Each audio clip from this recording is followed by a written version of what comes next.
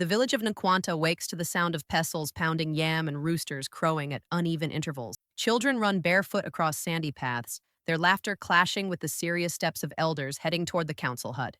Beneath the ancient baobab tree, and older than the village's oldest story, sits grandmother Afua, the oracle. Her skin is lined like the map of a river delta, her eyes clouded but unblinking.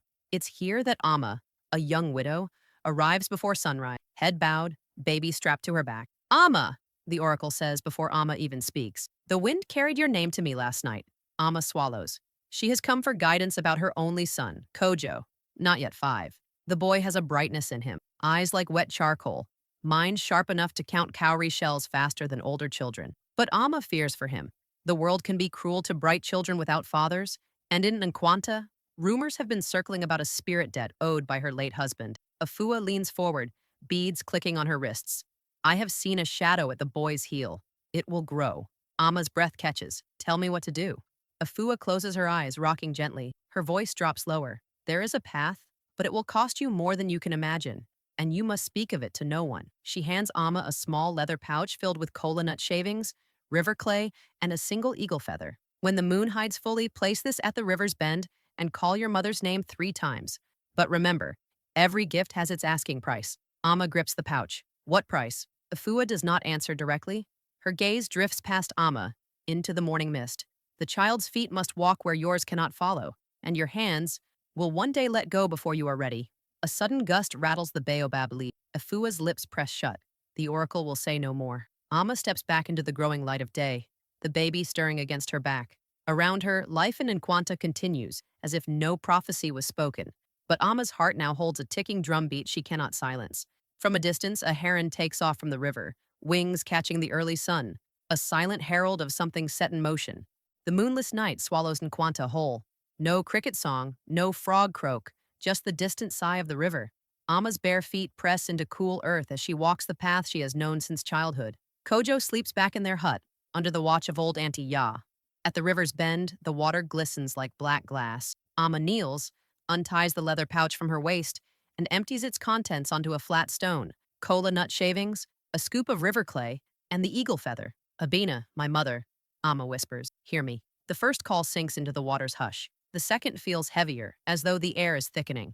The third stirs the wind, and a faint ripple passes across the river's surface, moving against the current. From the dark water, a shape rises, not fully human, not fully spirit. The face is smooth as polished wood, eyes deep as rainwater wells. You have come for the boy, the voice hums, neither male nor female. Amma nods, though her knees tremble. The boy's path will cross the path of the elders. He will be called to a fire greater than this village. But fire eats as well as it warms. What must I do? Amma asks. The spirit dips the eagle feather into the clay, presses it to Amma's forehead, leaving a cool mark. You must give him freely to what calls him, and you must bear the emptiness without calling him back. Amma's lips part, but the spirit's form is already dissolving back into the river. A sudden splash breaks the trance. A fish leaps, then falls silent. Amma gathers the empty pouch, heart hammering. The wind shifts, carrying a scent like her mother's cooking from years past. She walks home, but the path feels longer than before, as though the night itself is stretching to test her resolve. Morning breaks with the smell of roasting plantain. Amma takes Kojo to the market, hoping the noise and color will drown her thoughts. Women call out prices, men bargain over goats, and children weave between stalls. Kojo's hand in hers feels smaller than it should. As they pass the cloth seller, Kojo stops and stares at a strip of kente patterned with gold and deep indigo. That's mine, he says softly. Amma laughs nervously. We can't buy cloth today. Kojo shakes his head. Not now. Later. When I stand in the big place. Before Amma can ask what he means, a stranger brushes past, dropping a single cowrie shell at her feet. She picks it up, glances around, but the man is gone, swallowed by the crowd. In the distance, a drumbeat starts. Slow, deliberate, almost like the one that has been in Amma's chest since the oracle's words. Amma decides she must speak again with grandmother Afua, hoping for clearer answers. The market's strange shell, Kojo's cryptic words, and the river's spirit have left her uneasy. By mid-morning, she's at the foot of the baobab once more. Afua sits cross-legged, grinding herbs in a clay mortar, her bracelets clinking in a slow, hypnotic rhythm. Her milky eyes flick up before Amma can greet her. You returned too soon, Afua murmurs. The river does not like impatience. Amma kneels, careful to keep her head bowed. The spirit told me my boy will be called to a fire greater than the village, but it did not tell me how to prepare him. I am his mother. How can I stand aside? Afua sets down the pestle. Preparation is not always feeding and clothing. Sometimes it is shaping the heart to endure hunger, the feet to walk barefoot over thorns. Amma swallows. Tell me plainly, will my son live? The old woman's eyes go distant. I have seen his face lit by flames, flames of honor, flames of danger. Which one burns first is not for me to decide. A breeze carries the smell of palm oil stew from a nearby hut. Afua resumes her grinding, each turn of the pestle final. From now on, she says, do not come here with your questions. The more you pull at the thread, the faster the cloth unravels. Amma hesitates, then withdraws. She has taken no comfort, but she senses Afua has already risked much by saying even this. On the walk home, Kojo runs ahead, laughing at a pair of goats locking horns in the path. His laughter catches in Amma's chest. How can something so bright be shadowed by prophecy? At home, Auntie Ya waves from the cooking area. The chief's men came by, she says. They're calling for the children to gather tomorrow for the festival games. Kojo's eyes light up. Can I go, Ma? Amma hesitates. The festival is joyful, but also watched closely by elders who measure strength, cleverness, and promise. Some children are chosen for apprenticeships that take them far from home. She forces a smile. Yes, Kojo, we will go. That night, after Kojo sleeps, Amma sits outside with her calabash of water, staring at the stars. One in particular seems to pulse brighter, as if it's watching her. She whispers into the night, if I must let him go, let me also let go without breaking. From somewhere in the darkness, a night bird calls 3 times the same rhythm as her heartbeat. The day of the festival dawns bright, with the kind of blue sky that makes the clay roofs seem redder, the palm fronds greener. From every corner of Nkwanta, people drift toward the village square, pulled by the beat of the festival drums.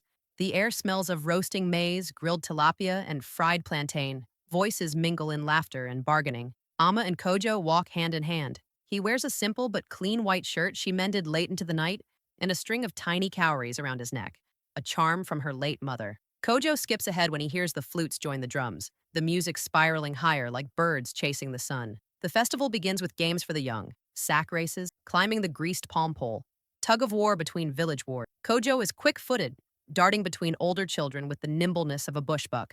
He wins the stone balance race, carrying a heavy rock on his head without letting it wobble. Amma's pride swells, though a thread of fear tugs at her heart. Then comes the riddle round, where the elders test wit rather than strength. The chief's linguist, dressed in deep indigo and gold, steps forward with his staff carved into the shape of a hornbill. He calls for all children between 5 and 12 to gather. Kojo joins them, eyes bright. The first riddles are playful. What has legs but cannot walk? A stool, one girl answers. The crowd claps. But then the linguist's eyes narrow. His voice drops. This riddle is for the one the ancestors favor tonight. I speak without a mouth, hear without ears, and travel far without feet. What am I? The children murmur. Kojo steps forward, voice clear. A drum. It speaks through the skin, hears the hands, and travels with its song. Gasps ripple through the crowd. The linguist stares at him a long moment before nodding slowly. The ancestors have indeed touched this one. He signals to the drummers, who break into a faster, more urgent rhythm. Amma's heart beats in time with the drums. She notices elders exchanging looks, and one man, the chief's advisor, leaning in to whisper to another. The moment feels heavy, as if something invisible has shifted in the air. When the games end, a runner in crimson cloth approaches Amma. The chief requests your presence at sundown, he says, bowing slightly to Kojo. That evening, as the sun dips behind the baobab, Amma knows the prophecy's shadow is lengthening. She cannot tell whether it will shelter her son or swallow him whole. The chief's courtyard is alive with the glow of oil lamps. Shadows dance across mud walls painted with swirling Adinkra symbols. Wisdom, unity, protection. The air smells faintly of burning frankincense, the kind reserved for council gathering. Amma arrives with Kojo, her shawl drawn tight despite the warm night. The runner who summoned them leads them past a carved wooden gate into the main enclosure. Inside, the village elders sit in a semicircle, their robes a tapestry of patterns and colors. At the center, on a low stool, sits Chief Nana Ajay, his staff topped with a gleaming brass bird whose head faces backward, symbolizing learning from the past. Kojo's hand slips into Amma's, but his gaze roams, curious, unafraid. Amma, daughter of Kwabena, the chief begins, his deep voice carrying authority softened by age. Your son's wit today was no accident. The ancestors speak through those they choose. Amma bows her head, unsure whether to thank him or deflect. The chief's linguist steps forward. The council wishes to send Kojo to the great learning house in the city. There he will be trained in the ways of governance, trade, and the histories of our people. Few are chosen. Amma's stomach tightens. She remembers Afua's words. The child's feet must walk where yours cannot follow. What if I refuse? She asks, her voice trembling. The chief's expression does not change. No one forces a mother to give her child. But to deny the ancestors' will invites a different kind of shadow. Kojo tugs at her sleeve. Ma, will there be drums in the city? His eyes are bright with innocent excitement. Amma swallows hard. Yes, my son. There are drums everywhere. The council murmurs, awaiting her answer. The oil lamps flicker, their light catching on the brass bird of the chief's staff. For a moment, Amma imagines the bird turning its head forward toward an unknown horizon. Finally, she speaks. If the ancestors have chosen him, then I will not stand in the way. But I ask for time to prepare him. The chief nods. 1 moon cycle. Then the messenger will come. The meeting ends with a libation poured onto the packed earth. Amma feels the weight of every drop.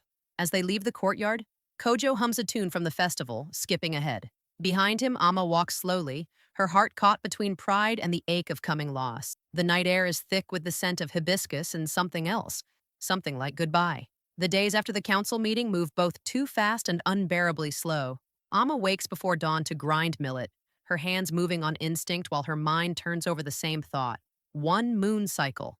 The words feel like both a gift and a sentence. Kojo, unaware of the heaviness, spends his mornings chasing grasshoppers and his afternoons at the river with the other boys. He tells Amma about imaginary adventures, crossing seas, speaking with talking drums, trading stories with wise strangers. His joy cuts and comforts her all at once. Amma decides that if she must give him to the city, she will arm him in ways that go beyond clothing and food. She begins telling him the old stories her mother told her, of Anansa's cleverness, of Ya Asantewa's courage, of the river spirits who guard their villages. Each night by the cooking fire, Kojo sits wide-eyed, absorbing every word. One evening, while the millet porridge simmers, Auntie Ya comes by carrying a woven basket. I heard the news, she says gently. Inside the basket is a folded kente cloth, gold, black, and deep green. It was my husband's before he passed. Let Kojo carry something that remembers home. Amma's throat tightens. You honor us. Over the next weeks, the house fills with small gifts.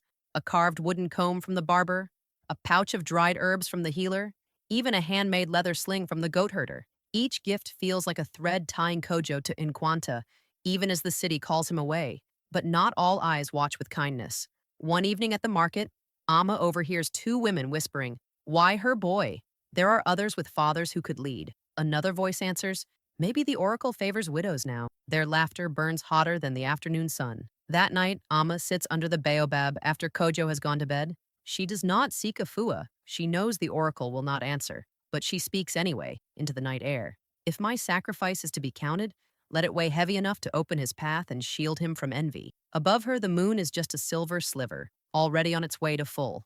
Time is moving, and the day of parting will come, whether she runs toward it or away. When she returns home, Kojo is asleep, clutching Auntie Ya's kente cloth like a talisman. Amma lies beside him, inhaling the faint smell of palm oil and river water in his hair, wishing she could bottle it for the days when the bed will be empty. The morning sun rises behind a veil of clouds, painting the village in muted tones. It has been 3 weeks since the council meeting. The moon is fat and full, a silent reminder that Amma's 1-month promise is nearly spent. Amma is pounding fufu when the first sign arrives. Not a person, but a sound. A low, steady drum beat from the northern path. It's not festival music. This rhythm is deliberate, each beat spaced as if counting down. Kojo looks up from where he is chasing a stick and wheel toy, curiosity flashing in his eyes. Auntie Ya pauses in her sweeping. The chief's messenger is near. The sound grows louder until the figure appears. A tall man in a deep red wrapper, carrying a carved staff tipped with brass. His sandals kick up small puffs of dust. He doesn't hurry, yet his presence presses into the air like the heavy scent before a rainstorm. He stops in front of Amma's compound and bows slightly. Amma, daughter of Kwabena, the chief sends his greeting. Tomorrow at first light, your son will walk with me to the great learning house. Amma's hands tighten on the pestle. So soon. The moon is full. The path is ready. His voice is neither harsh nor kind, simply final. He hands her a folded cloth bearing the chief's seal. Inside is a list, 1 small bundle of clothes, a blanket, food for the journey, and any charms the family wishes to send. Kojo bounces on his heels. We're going tomorrow? Will we see the big drums today? Amma forces a smile. We will see more than drums, my son. The messenger leaves as quietly as he came, the drumbeat fading behind him. Auntie Ya sets down her broom. It's here, Amma. No more time to wonder. That night, Amma cannot eat. She prepares the bundle carefully. The kente cloth from Auntie Ya, the cowrie necklace, 2 changes of clothes, and a small calabash of dried hibiscus petals, Kojo's favorite tea. She hesitates, then adds her own mother's wooden hair comb, wrapped in a scrap of old cloth. Kojo sleeps easily, dreaming of city sights he has never seen. Amma sits awake, listening to the distant rush of the river. She remembers the spirit's warning. Your hands will let go before you are ready. When the first rooster crows, Amma rises. The horizon is a faint gray, but to her it feels like a line drawn between the world she knows and the one her son will step into. Tomorrow the line will be crossed. The morning is cool, the kind that carries a thin mist over the fields. The horizon glows faintly like an ember hidden under ash. Amma stands in the courtyard clutching Kojo's small bundle. He's still inside, asleep, but she knows she must wake him soon. Auntie Ya arrives, her wrapper tied tight and a calabash of warm millet porridge in her hands. He should eat before the road claims his strength, she says quietly. Amma nods but doesn't move. Her eyes are fixed on the northern path, where the messenger's silhouette is already forming in the distance. Tall, steady, like a tree that is never bent to any wind. The carved staff in his hand catches the first rays of the rising sun, flashing gold. She steps into the hut and kneels beside Kojo. He is curled under Auntie Ya's kente cloth, one arm flung out, his mouth slightly open in peaceful sleep. For a moment, Amma simply watches him, memorizing the way his hair curls at the edge of his forehead. Then she lays a hand gently on his shoulder. Kojo, my son, the day has come. His eyes open slowly, and a smile spreads across his face. Is it time for the big drums? Amma forces a smile in return. Yes, time for the big drums and the big place. He dresses quickly in the white shirt she washed and pressed the night before. Amma ties the cowrie necklace around his neck and smooths his hair. She presses the small bundle into his hands, then crouches to his height. Wherever you go, remember the stories I told you. Remember where your feet first touched the earth? Kojo nods solemnly, though his eyes are bright with excitement. The messenger greets them at the gate, bowing slightly to Amma. The road is long, we must go. Neighbors gather quietly, some offering blessings, others watching with unreadable faces. Auntie Ya hugs Kojo tightly, whispering something only he can hear. He giggles, then waves at her before stepping toward the messenger. Amma walks with them to the edge of the village. The path stretches ahead, winding between tall elephant grass. At a small mound of stones, the place where travelers are blessed, she stops. Kneeling, she lays her hand on Kojo's head. May the ancestors walk beside you. May your shadow never be shortened. The messenger places a guiding hand on Kojo's shoulder. Without looking back, Kojo steps forward. Amma stands still, the morning sun warming her face, until the white of his shirt disappears into the golden grass. Only then does she let the tears come. The path out of Nkwanta is a ribbon of red earth, curling between cassava fields and groves of mango trees heavy with fruit. The morning sun turns the dust golden, and each step kicks up small clouds that cling to Kojo's sandals. The messenger walks ahead, his staff tapping a steady rhythm like a drum guiding the pace. At first, Kojo chatters, pointing at a group of monkeys swinging between the trees, laughing at a goat that bleats in protest as they pass. But as the village disappears behind them, replaced by the wide, empty stretch of road, his words fade into silence. Do you walk this road often? He finally asks. Only when called, the messenger replies without looking back. And today the call is strong. They pass small settlements where women pause from pounding yam to watch them, children peeking shyly from behind doorframes. At each stop, the messenger greets the elders formally, exchanging a gourd of water or a blessing before they continue. By midday, the sun is hot overhead. They rest under a tall silk cotton tree. The messenger unwraps roasted plantain from a leaf and hands half to Kojo. Eat. The road listens to those who travel it well fed. Kojo bites into the sweet, warm fruit, then asks, what is the great learning house like? The messenger studies him for a moment. It is a place of many tongues, where stories are written on paper instead of spoken by the fire. You will learn to read the world. Kojo frowns slightly. Will my mother be there? No, the messenger says simply, but she will be in the stories you carry. Far away in Nkwanta, Amma sits outside her hut, staring at the same road that swallowed her son. She imagines each bend and stretch of it, wondering if he is hungry, if he is tired, if he remembers to drink water. She almost rises to follow. Almost. But the spirit's warning echoes in her mind. Bear the emptiness without calling him back. Auntie Ya joins her, carrying a basket of palm nuts.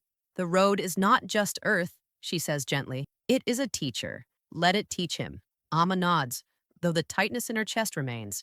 She begins shelling palm nuts, each crack like the sound of a door closing behind her son. By nightfall, Kojo and the messenger reach the river ferry. The water is dark and restless under the moonlight. As the boatman rows them across, Kojo leans over the side, watching his reflection break and reform with each ripple. Somewhere beneath that water, a presence stirs, but says nothing.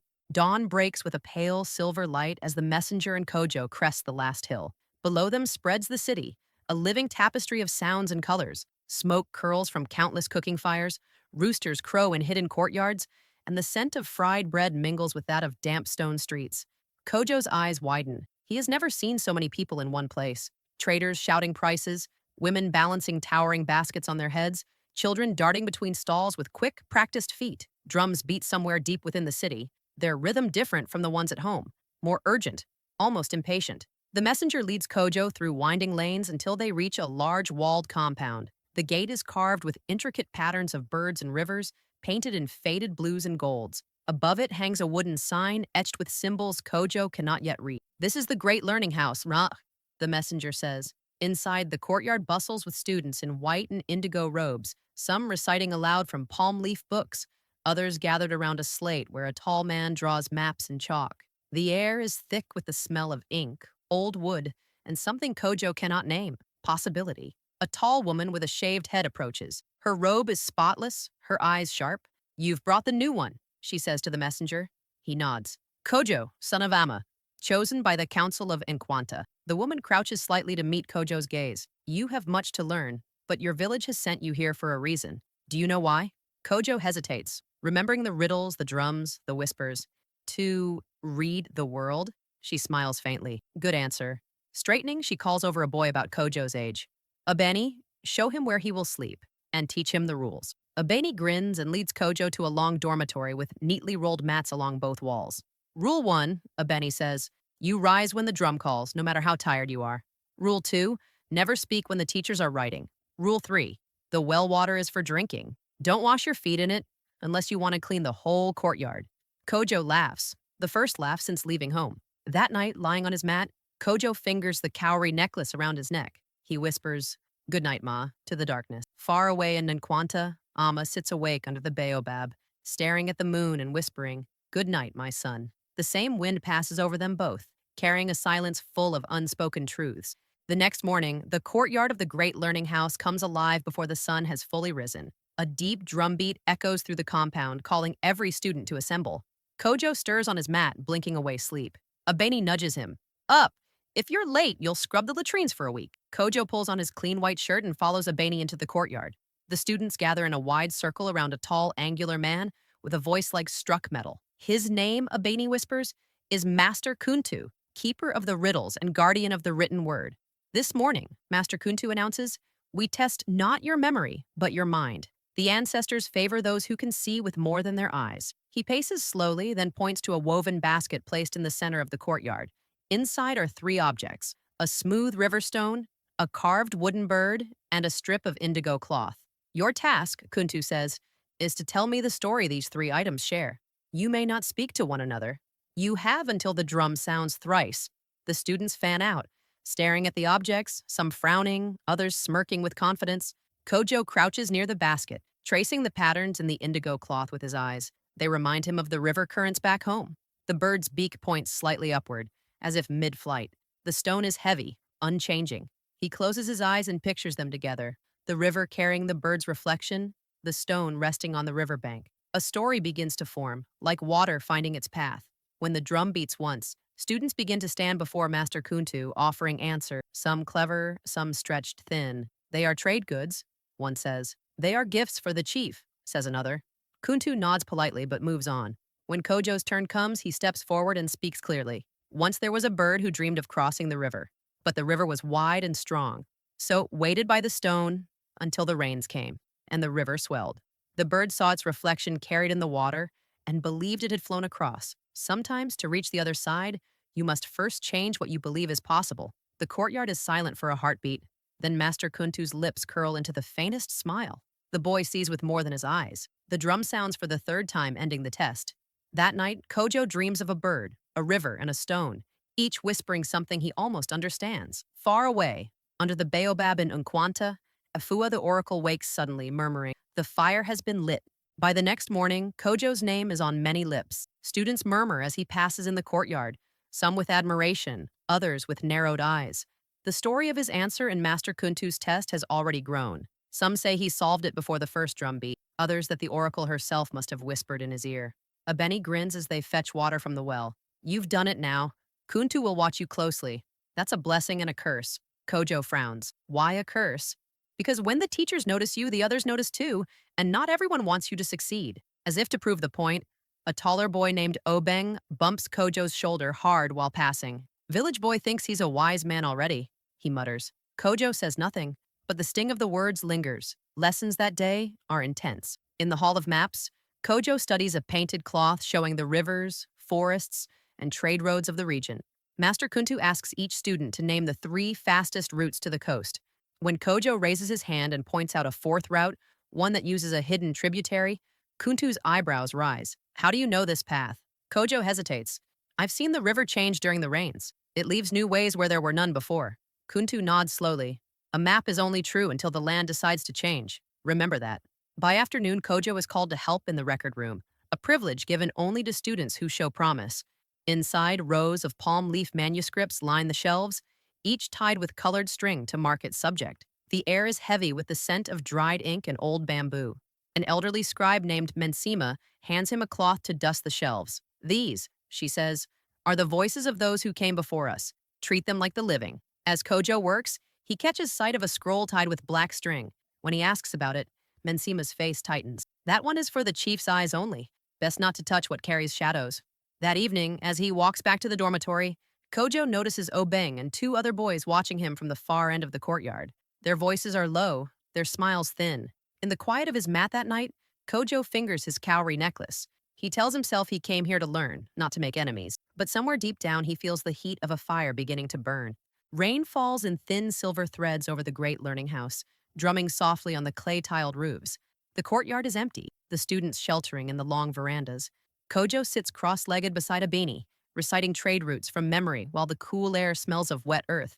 Midway through the lesson, Master Kuntu appears and calls Kojo forward. You will assist in the record room again today, he says. Mensima speaks well of your care with the archives. Kojo bows slightly and follows him through the narrow corridor to the room where the palm leaf scrolls are kept. Mensima is not there today. Instead, the door is unlocked, and the air inside feels heavier than usual. Kojo begins dusting, careful not to disturb the fragile strings that bind the scrolls. His eyes drift once again to the black-tied manuscript, the one Mensima had warned him about. It sits slightly apart from the others, as if the other scrolls have made space for it. For a long moment, Kojo hesitates. The rain outside muffles all sound, and the record room feels like a world unto itself. Finally, his curiosity tips the balance. He unties the black string just enough to see the first lines. The script is in a formal hand, and though he can only read some of the words, he recognizes enough to feel a chill. Prophecy, child of Nkwanta, fire that unites or destroys. His breath catches. Could this be about him? A shadow falls across the doorway. Kojo jumps, quickly retying the string. It is Obeng, leaning casually against the frame. Looking for something, village boy? His tone is mocking, but his eyes are sharp. I'm working, Kojo says, keeping his voice steady. Obeng smirks. Careful. Some words burn the eyes that read them. Then he walks away, his sandals slapping against the wet stone. That evening, Kojo lies awake long after the other boys have slept. The words from the scroll echo in his head, unites or destroys. He thinks of Amma, of the river spirit's warning, of the oracle's milky eyes. The rain has stopped, but the sky outside the dormitory window is restless with fast-moving clouds. Kojo feels as if the world has just whispered something in his ear, but the meaning is still hidden. Somewhere in the great learning house, the black-tied scroll waits. And now, Kojo knows it is not just a relic, it is a key. The morning after the rain, the air in the great learning house feels washed clean. Students gather in the courtyard for the daily recitation of laws, but Kojo's mind drifts. The black-tied scroll has lodged itself in his thoughts like a thorn, small but impossible to ignore. As Master Kuntu speaks, a sudden gust sweeps through the courtyard, scattering loose pages from a nearby table. One sheet lands at Kojo's feet. He bends to pick it up and freezes. In bold ink, in a script like the one from the Black Scroll, is a fragment of text. When the child speaks, even the elders must listen. Before he can study it further, a teacher strides over, snatches the paper from his hand, and tucks it into his robe without a word. Kojo looks up, but the man's face is closed, unreadable. Later that day, Kojo is sent with a Beni to deliver ink jars to the council hall in the city's center. The hall is vast, its pillars carved with stories of past leaders. As they wait in the entry, Kojo hears a conversation from behind a curtain. The boy from Nkwanta, one voice says. If the scroll speaks true, he could settle the dispute between the northern traders and the river clans. A second voice replies, low and firm. Or he could ignite it. Prophecies are knives. They cut depending on who wields them. Kojo stiffens. Abeni glances at him, eyebrows raised, but says nothing. That evening, the Great Learning House hosts a debate, a tradition where older students argue on matters of trade and law. Master Kuntu surprises everyone by calling Kojo forward. You will speak on behalf of the river clans, he announces. Kojo's heart races, but the moment he begins, the words flow. He recalls Amma's stories of water spirits and market disputes, weaving them into arguments both practical and poetic. When he finishes, the courtyard is silent for a breath, then filled with murmurs. One elder in the audience leans toward another. He speaks like the scroll said. Kojo catches the whisper, and something inside him shifts. He feels both taller and more exposed, as if he has stepped into a light that reveals everything. That night, the wind outside his dormitory window seems to carry voices, distant, layered, speaking in a tongue just beyond his understanding. He knows without knowing how that these voices are the same ones that whispered to the oracle, that stirred the river, that filled the black tide scroll. And he suspects they are not finished with him yet. In the days following the debate, Kojo notices a change in the air around him. Wherever he walks, eyes follow, some curious, some respectful, some hard as stone. Teachers call on him more often. Younger students trail behind him, hoping to overhear bits of wisdom. But with the attention comes something else. Obeng no longer mutters under his breath. He simply stares as if waiting for Kojo to make a misstep. In the dining hall, bowls of plantain porridge are passed down the line. When Kojo reaches for one, he finds it empty, though no one admits to taking more than their share. Abeni notices. They think you're the chief's new favorite. He says quietly, some of them will test you. Not with riddles, by seeing if you stumble when they put stones in your path. Kojo forces a smile, but the truth is heavier. The fragment from the courtyard, the whispers in the council hall, the black tide scroll, all point to a role he doesn't fully understand. And roles like that are rarely given without a price. 2 weeks later, a messenger arrives at the Great Learning House. Not the red-clothed one from Nkwanta, but a city courier with the chief's insignia on his sleeve. He asks for Kojo by name. In the head teacher's chamber, the courier delivers his message. The chief's council requests the boy's presence at the midsummer negotiations. His insight on the river matters is required. Kojo's stomach tightens. But I'm still learning, he says. The head teacher, an older man with silver-threaded hair, studies him. Sometimes the river calls before you are ready to swim. You will go. That night, Kojo dreams of home. In the dream, Amma stands at the river's bend, holding the eagle feather from the oracle's pouch. She dips it into the water, and ripples spread outward, turning into words on the surface. Choose carefully. He wakes before dawn, heart pounding, the dream clinging to him like morning mist. In the courtyard, as the first light touches the walls, he finds Master Kuntu waiting. You have been given a place at a table few see, Kuntu says. But remember, prophecies are like markets. Everyone comes to take something, and not all will pay fairly. Kojo nods, feeling the weight of invisible hands pushing him forward. In the shadows of the veranda, Obeng watches, and though his face is calm, his eyes are dark pools that give nothing away. The day of the midsummer negotiations arrives with a sky so bright, it seems the sun has been scrubbed clean. The Great Learning House sends Kojo with a small delegation,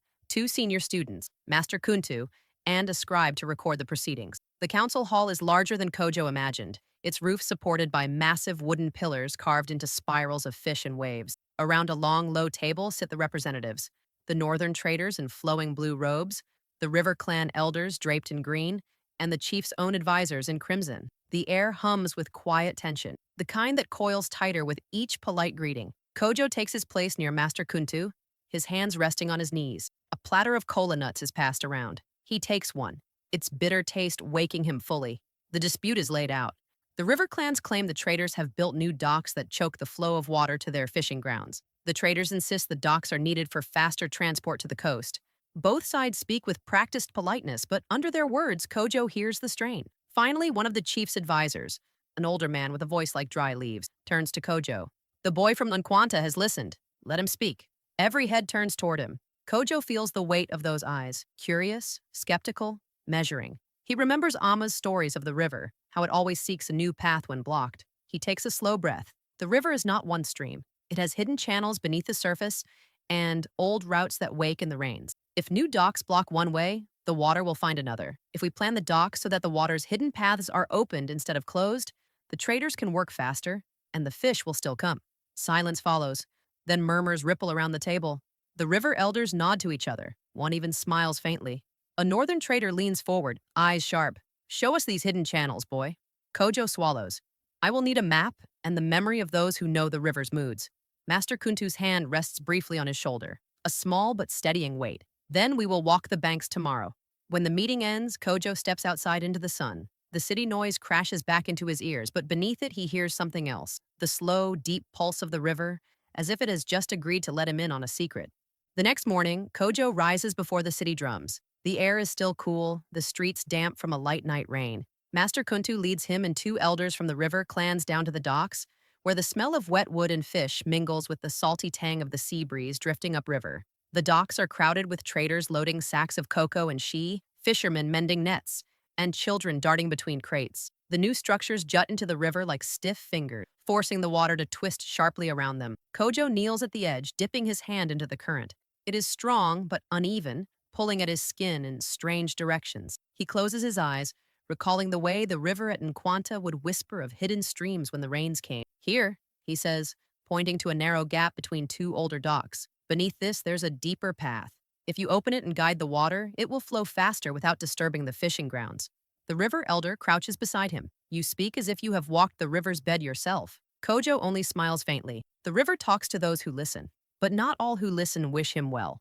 As the elders discuss the plan, Kojo notices a man leaning against a stack of crates, watching him intently. The man is dressed as a trader, but his eyes never stray from Kojo.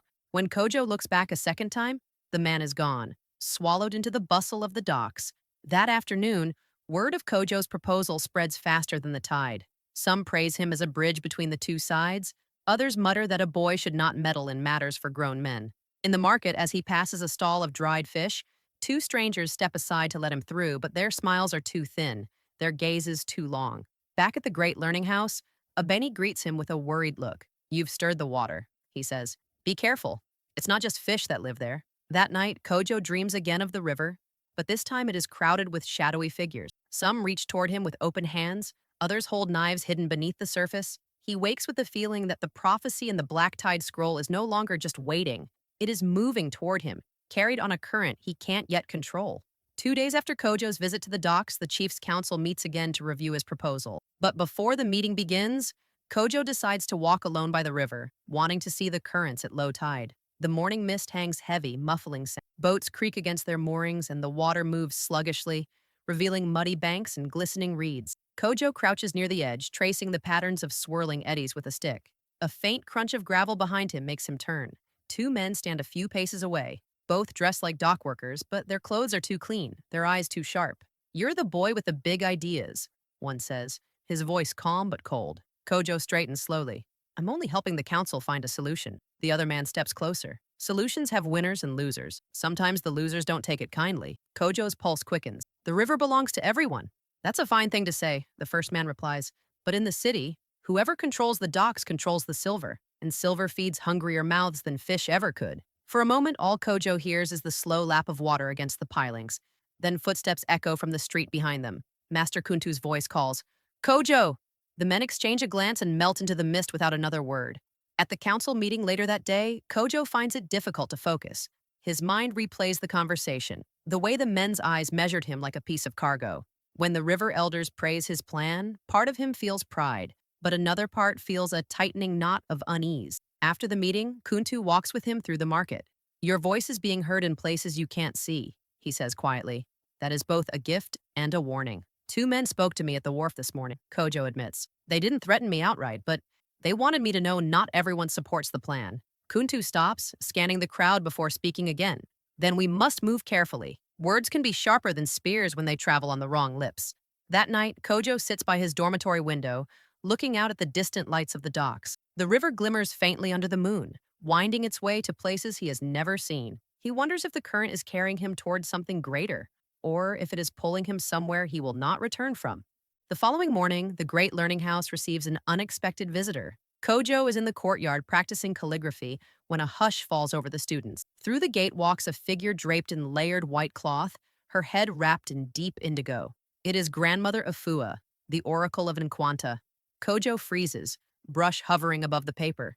He has not seen her since the day Amma went to her beneath the baobab. What is she doing here, days away from their village? Master Kuntu greets her with a formal bow, then leads her to the shade of the veranda. Kojo is summoned almost immediately. Afua's milky eyes find him as if they've known where he was all along. The river whispered that the boy was being pulled into deep water, she says, her voice low but carrying. I came to see if he can swim. Kojo swallows. There are currents here I don't understand. You don't need to understand all of them, Afua replies. But you must know which ones will carry you forward and which will drag you under. That is the work of the prophecy. Master Kuntu's brow furrows. What prophecy? Afua's hand tightens around her walking staff, the one sealed in the black-tied scroll you keep in your archives. Kojo feels the air shift. Kuntu's gaze flicks to him sharply. You've seen it? Only a glimpse, Kojo admits. Enough to know it speaks of me. Afua leans closer, her beads clicking softly. It speaks of a child who will stand between two fires. If he chooses well, the village and the city will share one flame for warmth. If he chooses poorly, both will burn. A shadow crosses the courtyard, clouds dimming the sun, and Kojo shivers despite the heat. Before leaving, Afua presses something into his palm, a small pouch tied with red thread. When the choice comes, hold this to your heart before you answer.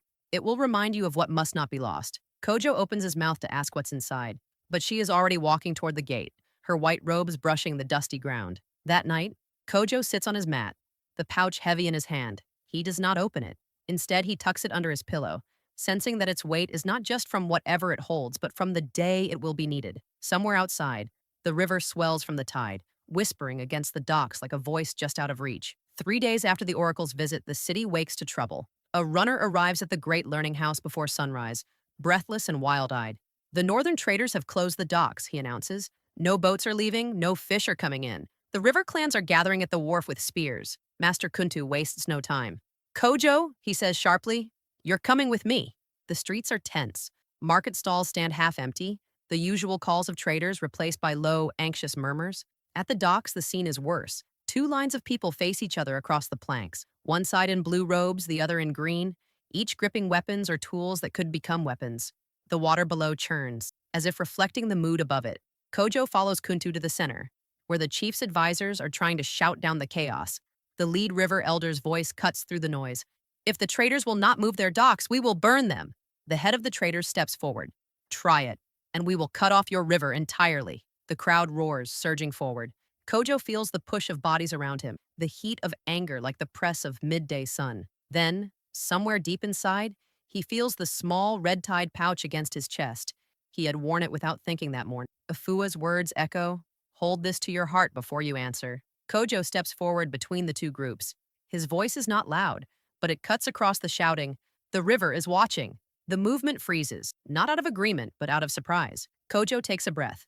If you choke the river with anger, you choke yourselves. I have seen the hidden channels. Let us open one together, today, so the fish return and the boats move faster. We can build without blocking. A trader scoffs. And why should we trust a boy? Kojo meets his eyes. Because the river trusted me enough to show me the path. Test me. If I'm wrong, you can block the channels again, but if I'm right, we all gain. Silence stretches.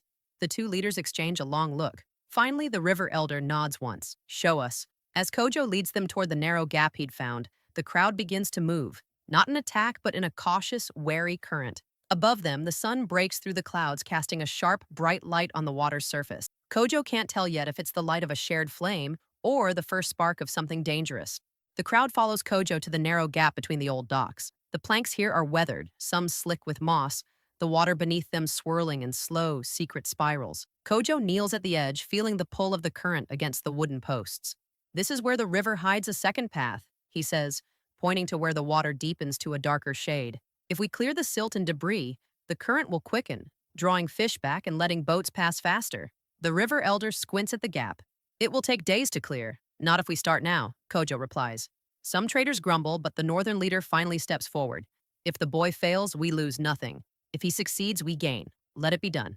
Within minutes, both sides are working. Reluctantly at first, then with a rhythm born of necessity. Fishermen use long poles to dislodge logs and reeds. Traders haul the debris onto the docks. The river's voice grows louder, the water rushing with new energy. Kojo moves among them, directing where to clear next, pointing out submerged rocks. His hands ache, his legs are soaked, but he keeps going. He feels the current shifting under his guidance, like a great animal waking from sleep. By late afternoon, the gap is open wider than Kojo had dared hope. The water funnels through with a steady, powerful flow, A fisherman casts his net experimentally. Within moments, it pulls heavy, silver bodies wriggling inside. Gasps ripple through the crowd. A trader shouts from his boat, "We can make the turn to the main channel now without losing speed." Cheers break out. Not loud at first, but growing. The river elder clasps the trader leader's forearm, an old gesture of alliance. The boy was right. As the sun dips low, painting the water in gold, Kojo stands at the edge, drenched and exhausted. The leaders approach him together. "You have done more in a day than we managed in months of talking," the trader says. The elder adds, "You carry the river in your eyes, boy. Guard it well." Kojo bows slightly, but in his chest, the pouch with the red thread feels heavier than ever. He knows this is only the beginning. The fire between the village and the city has dimmed for now, but fires have a way of finding new fuel. And somewhere beyond the horizon, the prophecy is still unfolding. 2 days after the opening of the channel, Kojo's name travels faster than the river current. In the market, traders greet him with warm smiles, fishermen offer him fresh tilapia without payment, and children run past shouting, "River Boy!" as if it were a title. But in the council hall, the mood is not all celebration. Kojo stands beside Master Kuntu as the chief's advisors debate in low voices. One, a stern woman in crimson robes, leans forward. "The boy united them for now, yes. But what happens when both sides want him for themselves?" Another advisor nods. "The river clans already speak of him as their champion. The traders call him the neutral hand. Such a figure could tip the balance of power or become a pawn." Kojo listens, silent, trying to keep his face calm. Inside, his chest tightens. He had wanted to help, not to be claimed like a prize goat at the market. Later, as Kojo walks through the learning house courtyard, Abeni catches up with him. "You've been summoned to the palace," he says breathlessly. Kojo frowns. "Why?" Abeni lowers his voice. "There's talk of naming you as a permanent mediator between the clans and traders. It's a great honor, on the surface, but it means you'll be in the middle of every argument, every hidden deal." That night, Kojo dreams of the two fires from Afua's prophecy. One burns with the bright warmth of cooking hearths, the other is wild, devouring the trees around it. In the dream, he stands between them, holding a single clay jar of water. No matter which way he turns, the other fire grows. The next day at the palace, the chief greets Kojo warmly. "You have a gift, Kojo of Nkwanta. The city and the river need such a voice. I would have you sit at my council table when disputes rise." Kojo bows his head, but his mind turns over Afua's warning. If he chooses poorly, both will burn. "I am honored, Nana," Kojo says carefully, "but my place is still in learning. Let me serve when called, but not be bound so tightly that I cannot see clearly." The chief studies him for a long moment, then nods slowly. "Wise for one so young. Very well. We will call you when the river stirs." As Kojo leaves the palace, a figure in a blue robe steps from the shadows.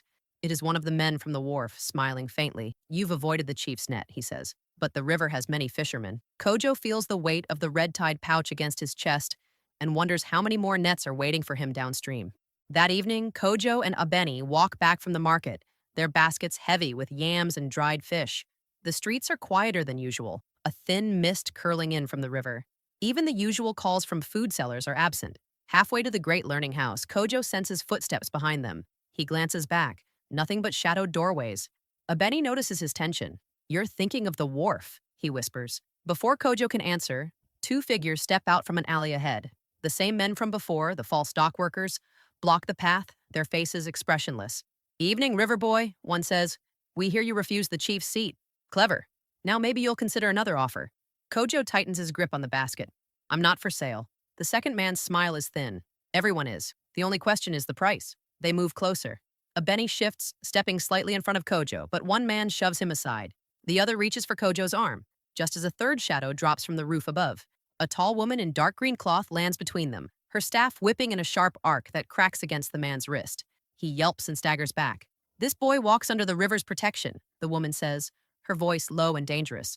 "Touch him again and you'll see how deep that river runs." The men retreat into the mist without another word. Kojo exhales shakily. "Who are you?" The woman studies him for a moment before answering.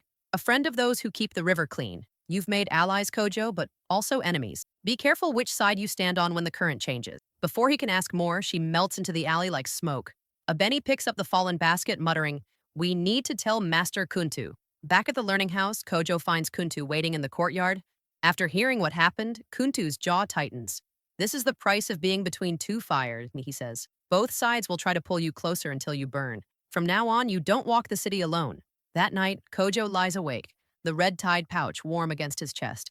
He realizes it isn't just a charm, it's a reminder. The prophecy was never about choosing the easy path. It was about surviving the dangerous one, and the most dangerous part might be coming sooner than he thinks. The summons comes at dawn. A palace runner delivers a sealed message to Master Kuntu, who reads it with a grim face. Kojo, he says, both the traders and the river clans have sent word. They are ready to strike. The chief calls you to speak before the first spear is thrown. Kojo feels the weight of the red-tied pouch pressing against his chest. Afua's words echo, hold this to your heart before you answer. At the palace courtyard, the two factions face each other, weapons in hand, voices sharp with accusation. The chief sits at the center, his expression hard. Boy of Nkwanta, he says, speak now, or blood will stain the river. Kojo steps forward, fingers closing around the pouch. He holds it to his heart, feeling its weight steady as breath. Then he unties it. Inside is a single eagle feather, smooth, white, untouched by time. His eyes widen. He remembers the story Amma told him when he was small, how the river spirit had given such a feather to her, with a warning that to secure her child's future, she would have to give him up. It wasn't the oracle alone who set this path. It was his mother. She had chosen to let him go, knowing she might never see him again, so that he might stand here today. The fire between the factions seems to pulse, waiting. Kojo raises the feather high. My mother sacrificed her own joy so I could serve something greater than myself. The river belongs to neither traders nor fishers. It belongs to all who drink from it. If you fight, you break not just each other, but the river itself. He lowers the feather slowly. I offer you this. Reopen the old channels and share the docks. Let each side guard the other's waters. Let your boats and nets cross without toll or fear. The river will reward those who keep it whole. For a moment, silence reigns. Then the river elder steps forward, planting his spear in the ground. The boy is right. The trader leader follows, lowering his weapon. Let the river decide, not our anger. As the tension drains from the courtyard, Kojo feels the feather light in his hand, yet heavier in meaning. That night, he sits by the docks, staring at the moon's reflection in the water. Somewhere far away, Amma stands at the river bend, looking up at the same moon. Neither speaks aloud, but both know. The prophecy has been met and her sacrifice has bloomed.